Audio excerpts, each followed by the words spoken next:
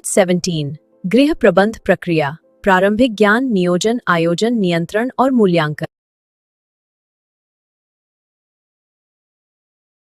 आज का हमारा विषय कुछ ऐसा है जो हम सब की जिंदगी से जुड़ा हुआ है। एक खुशहाल सुचारू रूप से चलने वाला घर, इसे कैसे बनाया जाए। चलिए आज इसी की कला और विज्ञान को समझने की कोशिश करते हैं। तो शुरुआत एक बहुत ही बुनियादी सवाल से करते हैं। एक ऐसा सवाल जो शायद हम सब कभी ना कभी सोचते हैं, वो ये कि आखिर एक घर को सबके लिए एक खुशहाल, संतुलित और कह सकते हैं एक संतुष्टिदायक जगह कैसे बनाया जाए। कैसे वो एहसास लाया जाए जिसकी हम सबको चाहत होती है। और इसी सवाल का जवाब हमें मिलता है एक कॉन्सेप्ट में जिसे हम कहते हैं होम मैनेजमेंट या गृह प्रबंधन। तो चलिए इसी को थोड़ा गहराई से समझते हैं। देखिए, जब हम गृह प्रबंधन की बात करते हैं तो इसका मतलब सिर्फ घर को साफ सुथरा रखना नहीं है। असल में ये एक कला है, एक प्रक्रिया है जिसमें हम अपने परिवार के संसाधनों जैसे कि हमारा समय, पैसा, हमारी एनर्जी और हमारा ज्ञान, इन सब को इस्तेमाल करके अपने परिवार के लक्ष्यों को हासिल करते हैं। और ये बात बहुत दिलचस्प है। जैसा कि कुछ विद्वानों ने कहा है, गृह प्रबंधन वो प्रक्रिया है जिसके जरिए परिवार के साधनों का सही इस्तेमाल करके ज्यादा से ज्यादा संतुष्टि मिलती है। ध्यान दीजिए, यहाँ जोर सिर्फ काम खत्म करने पर नहीं बल्कि संतुष्टि पाने पर है। ये एक छोटा सा फर्क है पर बहुत बड़ा। तो सवाल ये उठता है कि ये सब होता कैसे है। ये पूरी प्रक्रिया एक साइकिल की तरह है जिसके 6 साफ साफ चरण हैं। इसमें लक्ष्य तय करने से लेकर प्लानिंग, ऑर्गेनाइजिंग, फिर उसे लागू करना, कंट्रोल करना और आखिर में मूल्यांकन करना शामिल है। चलिए एक एक करके इन सभी को समझते हैं। तो सबसे पहला आता है, पहला और सबसे जरूरी कदम, लक्ष्य तय करना। सोचिए, किसी भी सफर पर निकलने से पहले मंजिल का पता होना कितना जरूरी है ना? बिल्कुल वैसे ही गृह प्रबंधन की शुरुआत होती है परिवार के मकसद और जरूरतों को साफ साफ तय करने से।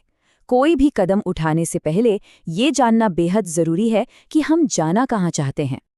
और ये लक्ष्य कुछ भी हो सकते हैं, जैसे बच्चों की अच्छी पढ़ाई लिखाई, परिवार की सेहत का ध्यान रखना, घर के लिए एक बजट तैयार करना या फिर एक आरामदायक जिंदगी जीना। ये लक्ष्य चाहे बड़े हों या छोटे, लंबे समय के हों या छोटे, जब हम इन्हें तय कर लेते हैं तो इन्हें पाना कहीं ज्यादा आसान हो जाता है। ठीक है, तो अब हमारे लक्ष्य तय हो चुके हैं। इसके बाद आता है अगला चरण, जहां हम उन लक्ष्यों तक पहुंचने का रास्ता तैयार करते हैं, और वो है प्लानिंग और ऑर्गेनाइजेशन। देखिए, प्लानिंग का सीधा सा मतलब है ये तय करना कि क्या करना है, कैसे करना है, कब करना है और कौन करेगा। एक अच्छी प्लानिंग, सही कहूँ तो, सबसे ज्यादा समय और एनर्जी बचाती है। ये एक रोड मैप की तरह है जो हमें रास्ता दिखाती है। और ये रोड मैप बनता है इन आसान से सवालों के जवाब से। कौन सा काम होगा, कब होगा, कैसे होगा और इसे करेगा कौन। जब इन सवालों पर क्लैरिटी होती है ना, तो कोई कंफ्यूजन नहीं रहता और सब लोग मिलकर एक ही दिशा में काम करते हैं। प्लानिंग के बाद आता है ऑर्गेनाइजेशन यानी संगठन। ये वो स्टेप है जहां हम अपने प्लान को हकीकत में बदलने की तैयारी करते हैं। हम अपने सारे रिसोर्सेज, मतलब जो भी साधन हमारे पास हैं, उन्हें देखते हैं और परिवार के लोगों के बीच कामों को इस तरह से बांटते हैं कि काम आसान और सिस्टमैटिक हो जाए। ओके, तो प्लान तैयार है, सब कुछ ऑर्गेनाइज हो गया है। अब क्या? अब वक्त है एक्शन का, यानी उस प्लान को लागू करने और उसे ट्रैक पर रखने का। तो क्रियान्वयन या इम्प्लीमेंटेशन, ये वो एक्शन फेज है जहां प्लान को असल में जमीन पर उतारा जाता है। यहीं पर सारी तैयारी रंग लाती है, जब परिवार के सब लोग अपनी अपनी जिम्मेदारियां निभाते हैं और प्लान को हकीकत बनाते हैं। और साथ ही चलता है नियंत्रण यानी कंट्रोल। इसको आप ऐसे समझिए जैसे गाड़ी चलाते वक्त हम रास्ते पर नजर रखते हैं। कंट्रोल का मतलब है ये देखते रहना कि काम सही दिशा में जा रहा है या नहीं, और अगर कहीं कोई दिक्कत आती है तो जरूरत के हिसाब से बदलाव करना। और ये सब करने के बाद हम पहुंचते हैं आखिरी और बहुत ही जरूरी कदम पर, वो है मूल्यांकन। ये वो वक्त है जब हम थोड़ा रुककर पीछे देखते हैं ताकि हम सीख सकें और भविष्य में और बेहतर कर सकें। मूल्यांकन में हम ये पता लगाते हैं कि जो लक्ष्य हमने शुरू में तय किए थे वो आखिर किस हद तक पूरे हुए हैं। क्या हम वो हासिल कर पाए जो हम करना चाहते थे? नतीजा क्या रहा? और अगर लक्ष्य पूरे नहीं हुए तो ये स्टेप हमें वजह समझने में मदद करता है देखिए, यहाँ मकसद गलतियां ढूंढना नहीं है, बल्कि ये समझना है कि अगली बार हम और बेहतर प्लान कैसे बना सकते हैं। यही लर्निंग इस पूरे प्रोसेस को वक्त के साथ और भी स्मार्ट बनाती है। तो इस पूरी चर्चा का सार क्या है? सबसे बड़ी सीख क्या है? सबसे जरूरी बात यह है कि गृह प्रबंधन कोई एक बार का काम नहीं है, बल्कि ये एक लगातार चलने वाला चक्र है, एक साइकिल है। जब हम इन स्टेप्स को फॉलो करते हैं तो हम अपने परिवार के संसाधनों का बेहतरीन इस्तेमाल करते हैं और नतीजा होता है एक खुशहाल और संतुलित घर। और अंत में एक सवाल सोचने के लिए छोड़ जाते हैं। आज की इस भाग-दौड़ भरी जिंदगी में इस पूरी प्रक्रिया के सभी चरणों में से कौन सा चरण है जो एक आधुनिक घर में लागू करने में सबसे ज्यादा चुनौतीपूर्ण लगता है? कभी-कभी लगता है ना कि घर के काम तो कभी खत्म ही नहीं होते, पर असल में घर चलाना सिर्फ काम निपटाना नहीं है। ये तो एक कला है, एक विज्ञान है, जिसे हम कहते हैं गृह प्रबंध। और यही वो तरीका है जिससे कोई भी घर सिर्फ एक मकान नहीं, बल्कि एक खुशहाल आशियाना बनता है। तो चलिए आज इसी कला को थोड़ा और करीब से जानते हैं। आज की हमारी बातचीत 3 हिस्सों में बटी है। सबसे पहले हम ये समझेंगे कि आखिर ये गृह प्रबंध है क्या। फिर हम इसकी उन खास बातों को देखेंगे जो इसे इतना असरदार बनाती हैं। और आखिर में हम उस सबसे बड़े सवाल का जवाब ढूंढेंगे कि ये सब हम करते ही क्यों हैं। तो फिर देर नहीं करते, चलिए सीधे पहले खंड से शुरू करते हैं और गृह प्रबंध की नींव को समझते हैं। तो देखिए, परिभाषा के हिसाब से गृह प्रबंध एक सोची समझी प्रक्रिया है और यहाँ जो सबसे जरूरी शब्द है ना, वो है संसाधन। अब ध्यान दीजिएगा, संसाधन का मतलब सिर्फ पैसा नहीं होता। इसमें हमारा समय, हमारी एनर्जी, हमारी अपनी काबिलियत सब कुछ शामिल है। और इन्हीं सब चीजों को सही ढंग से इस्तेमाल करके हम अपने परिवार के लक्ष्य तक पहुंचते हैं। और अगर इसे बिल्कुल आसान भाषा में समझें तो इसका मतलब है घर के सभी कामों को भाग दौड़ के बिना एक प्लान के साथ सलीके से करना। ये कुछ वैसा ही है जैसे किसी उलझी हुई चीज को सुलझाना, यानी बिखरी हुई चीजों को तरतीब देना। अच्छा, तो अब ये तो समझ आ गया कि गृह प्रबंध है क्या। अब चलते हैं हमारे दूसरे हिस्से पर। अगर गृह प्रबंध को अच्छे से समझना है तो हमें इसकी कुछ खासियतों को जानना होगा। यही वो बातें हैं जो इसे इतना असरदार बनाती हैं। तो गृह प्रबंध की कुल मिलाकर 8 ऐसी खासियतें हैं जो इसे कामयाब बनाती हैं। चलिए फटाफट एक एक करके इन्हें समझते हैं। पहली 2 बातें सबसे बुनियादी हैं। एक, ये एक उद्देश्यपूर्ण प्रक्रिया है, मतलब ये सब करने के पीछे एक मकसद है और वो है परिवार की खुशहाली।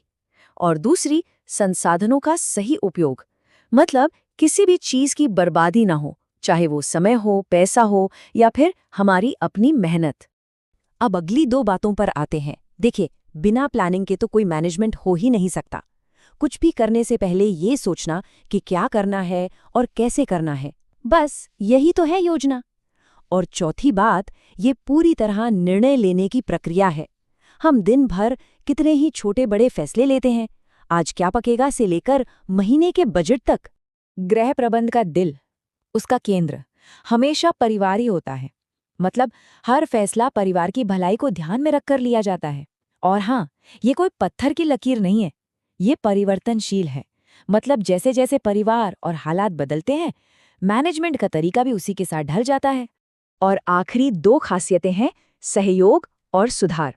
देखिए, ये कोई एक इंसान का काम नहीं है, ये एक टीम वर्क है। घर तभी अच्छे से चलता है जब सब मिलकर सहयोग करें, और जब ये सब सही ढंग से होता है तो जाहिर है कि परिवार का जीवन स्तर भी बेहतर होता है। तो ये 8 बातें तो हमने समझ ली, पर एक मिनट, मन में एक सवाल आता है कि इतनी प्लानिंग, इतना सब कुछ, आखिर क्यों? क्या मिलता है ये सब करके? तो चलिए अब अपने आखिरी हिस्से में इसी क्यों का जवाब ढूंढते हैं कि इस पूरी कवायद का, इस मैनेजमेंट का असली और अंतिम लक्ष्य आखिर है क्या। और इसका जवाब इस एक लाइन में छिपा है। देखिए, इसका असली मकसद सिर्फ काम निपटाना नहीं है। नहीं, असली मकसद है परिवार की जिंदगी को खुशगवार बनाना, उसमें एक बैलेंस लाना, एक सुकून लाना, एक ऐसा माहौल बनाना जहां आके लगे हाँ, अब शांति मिली। तो बात बस इतनी सी है कि जब घर का मैनेजमेंट सही होता है तो उसका सीधा असर घर के माहौल पर पड़ता है। घर सिर्फ ईंट पत्थर का मकान नहीं रह जाता, वो एक सुकून भरी संतुलित जगह बन जाता है। अच्छा, अब जाने से पहले एक सवाल। हम सब घर में पैसा और वक्त, इन दो चीजों को तो मैनेज करते ही रहते हैं, पर जरा सोचिए, इनके अलावा वो कौन सा ऐसा अदृश्य संसाधन है, एक ऐसी अनदेखी चीज है जिसे हम सब हर रोज मैनेज करते हैं? इस पर सोचिएगा जरूर। घर संभालना कभी कभी लगता है ना कि ये बस एक कभी ना खत्म होने वाली टू डू लिस्ट है। लेकिन जरा सोचिए, क्या हो अगर इस रोजमर्रा के केओस को काबू में करने का एक बेहतर, एक ज्यादा स्ट्रक्चर्ड तरीका हो। चलिए आज गृह प्रबंधन की इस 6 चरणीय प्रक्रिया को समझते हैं। एक ऐसा तरीका जो रोज के कामों को एक स्मूथली चलने वाले सिस्टम में बदल सकता है। तो चलिए एक अच्छे से मैनेज किए हुए घर के राज खोलते हैं। ये रहा एक छोटा सा रोड मैप कि आज हम कहां से गुजरने वाले हैं। तो सबसे पहले ये समझते हैं कि आखिर ये होम मैनेजमेंट प्रोसेस है क्या। देखिए, जब हम इसे एक प्रोसेस कहते हैं तो इसका मतलब सिर्फ काम निपटाना नहीं है। नहीं, इसका मतलब है घर चलाने के लिए एक सोची समझी, एक स्ट्रेटेजिक अप्रोच अपनाना। अच्छा, इसको ना एक उदाहरण से समझते हैं। मान लीजिए हर महीने बस अंदाजे से पैसे बचाने की कोशिश हो रही है। इसकी जगह ये प्रोसेस कहता है, पहले एक साफ सुथरा गोल सेट करो, जैसे परिवार के साथ छुट्टियों पर जाना है। और फिर ये प्रोसेस रास्ता दिखाता है कि उस गोल तक पहुंचने के लिए अपने टाइम और पैसे का सबसे अच्छा इस्तेमाल कैसे करना है। मतलब सब कुछ सोच समझकर एक प्लान के साथ। देखिए, जैसे किसी भी बड़ी इमारत के लिए एक मजबूत नींव चाहिए होती है, बिल्कुल वैसे ही अच्छे होम मैनेजमेंट के लिए भी। तो चलिए इसके पहले 2 सबसे ज़रूरी स्टेप्स को देखते हैं। यही वो कदम है जो आगे की पूरी प्रोसेस के लिए एक मजबूत बेस तैयार करते हैं। तो ये जो पूरी प्रोसेस है ना, इसकी नींव इन्हीं 2 पिलर्स पर टिकी है। पहला, गोल सेट करना, मतलब ये तय करना कि भाई हमें आखिर में चाहिए क्या। और दूसरा है प्लानिंग, यानी ये सोचना कि उस गोल तक पहुंचेंगे कैसे। सिंपल। और देखिए, गोल सेट करने की सबसे जरूरी बात पता है क्या है? कि बहुत पर्सनल होता है। मतलब हर परिवार के लिए अलग हो सकता है। एक परिवार का गोल हो कि सब मिलकर हेल्दी खाना बनाएं, वहीं किसी दूसरे परिवार के लिए बच्चों की पढ़ाई के लिए पैसे जोड़ना सबसे जरूरी हो। तो ये पूरी तरह इस बात पर डिपेंड करता है कि एक परिवार के लिए क्या मायने रखता है। तो एक बार गोल सेट हो गया तो फिर आता है प्लानिंग का काम। अब इसका मतलब है उस गोल तक पहुंचने के लिए प्रैक्टिकल स्टेप्स बनाना। जैसे अगर गोल हेल्दी खाना खाने का है तो प्लान क्या होगा? पूरे हफ्ते का मील प्लान बनाना, शॉपिंग लिस्ट तैयार करना और ये भी तय करना कि खाना पकाने का टाइम क्या होगा। इससे होता यह है कि हमारे जो रिसोर्सेज हैं ना, जैसे टाइम और पैसा, वो बर्बाद नहीं होते। ठीक है, तो एक सॉलिड प्लान तो बन गया। अब बारी है उन आइडियाज को एक्शन में बदलने की, उन्हें असलियत बनाने की। तो अब हम स्ट्रैटेजी से एक्शन की तरफ बढ़ रहे हैं। ऑर्गेनाइजिंग जो है वो एक तरह से स्टेज सेट करता है, और इम्प्लीमेंटेशन वो है जब असल शो शुरू होता है, जब काम होता है। तो ऑर्गेनाइजिंग का मतलब क्या है? इसका मतलब है हर चीज को उसकी सही जगह पर रखना। चलिए उसी मील प्लान वाले उदाहरण पर वापस चलते हैं। ऑर्गेनाइजिंग का मतलब होगा ये पक्का करना कि प्लान के हिसाब से सारा जरूरी सामान घर पर है, और ये भी तय करना कि भाई खाना कौन बनाएगा और सफाई कौन करेगा। तो ये सिर्फ सामान के बारे में नहीं, काम के बंटवारे के बारे में भी है। और फिर आता है इम्प्लीमेंटेशन। ये वो पल है जब प्लान में जान फूंकी जाती है। हर किसी को अपना रोल पता होता है, सब अपना अपना काम करते हैं, और इन्हीं मिलीजुली कोशिशों से वो जो गोल हमने सेट किया था वो धीरे धीरे हकीकत बनने लगता है। अच्छा, काम तो शुरू हो गया, लेकिन बात यहीं खत्म नहीं होती। जो आखिरी 2 स्टेप्स है ना, वो एक बहुत जरूरी फीडबैक लूप बनाते हैं। मतलब एक ऐसा सिस्टम जिससे ये पूरी प्रोसेस टाइम के साथ और भी स्मार्ट और भी बेहतर होती जाती है। तो ये जो आखिरी कदम है, इनका सारा फोकस इस बात पर है कि हम अपनी प्रोग्रेस पर नजर रखें और जो भी रिजल्ट्स आ रहे हैं उनसे लगातार सीखते रहें। तो 5वां स्टेप है कंट्रोलिंग। अब कंट्रोल शब्द सुनकर घबराना नहीं है, इसे एक चेक इन की तरह समझिए। ये देखने की एक एक्टिव प्रोसेस है कि भाई सब कुछ प्लान के हिसाब से चल रहा है या नहीं। मान लीजिए आपको लग रहा है कि मील प्लान फॉलो नहीं हो पा रहा, तो आप हफ्ते के आखिर का इंतजार नहीं करेंगे, आप बीच में ही छोटे मोटे बदलाव कर सकते हैं। मकसद सिर्फ इतना है कि हम ट्रैक पर बने रहें। और फिर आखिर में आता है इवैल्यूएशन, यानी मूल्यांकन। ये हमें एक लॉन्ग टर्म व्यू देता है। देखिए, जहां कंट्रोलिंग रोज के छोटे मोटे एडजस्टमेंट्स के बारे में था, वहीं इवैल्यूएशन है पीछे मुड़कर देखना और बड़े सवाल पूछना कि क्या हमारा हेल्दी खाने का प्लान वाकई काम कर गया? हमने इस पूरे एक्सपीरियंस से क्या सीखा? और यही सीख है जो हमें भविष्य में और भी बेहतर प्लान बनाने में मदद करती है। तो इन सब बातों का निचोड़ क्या है? इस 6 स्टेप वाली प्रोसेस से हमें आखिर क्या समझ आता है? देखिए, इसका सीधा सा मतलब यह है कि इन स्ट्रक्चर्ड स्टेप्स को फॉलो करके कोई भी परिवार सिर्फ प्रॉब्लम्स आने पर रिएक्ट करने के बजाय प्रोएक्टिव तरीके से, मतलब पहले से तैयारी करके घर चला सकता है। ये सब कुछ अपने रिसोर्सेज यानी कि टाइम, पैसा और एनर्जी का सोच समझकर इस्तेमाल करने के बारे में है, ताकि एक ऐसा घर बने जो स्मूथली चले और जो परिवार के गोल्स के साथ पूरी तरह से अलाइन हो। और ये हमें एक बहुत ज़रूरी सवाल पर लाकर छोड़ता है।